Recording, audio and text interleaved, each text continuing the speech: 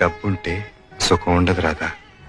డబ్బు లేకపోతే హోదా, పరువు, ప్రతిష్ట, మేడలు, మిద్దెలు, కార్లు ఏవీ ఉండవు. అవన్నీ ఉంటే సుఖం ఎవరి కోసం ఉండదట.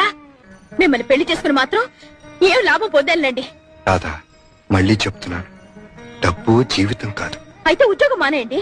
జీతం లేకుండా ఎలా బ్రతుకుతాం? డబ్బు జీవితం కాదన్నారుగా మరి. బ్రతకటానికి కావలసినంత కావాలి. ఆ బ్రతికే ఇంకాస్త సుఖంగా గడపడానికి ఎక్కువ డబ్బు కావాలి అంటున్నాను. అయితే డబ్బులోనే సుఖం ఉందంటావు. అంతేగా మరి. నేను ఒప్పుకోపోతే అన్నం తిను. పచ్చి మంచి నీళ్లు కూడా ముట్టుకోను. ఓకే, నువ్వు డబ్బుతోనే సుఖపడతాను అంటున్నావు కనుక, నేను డబ్బు సంపాదించలేను కనుక ఒప్పుకుంటున్నాను. సంతోషమేనా? రా, కలిసి భోంచేద్దాం. తర్వాత ఈ అవకాశం నీకు మళ్ళీ దొరకపోవచ్చు.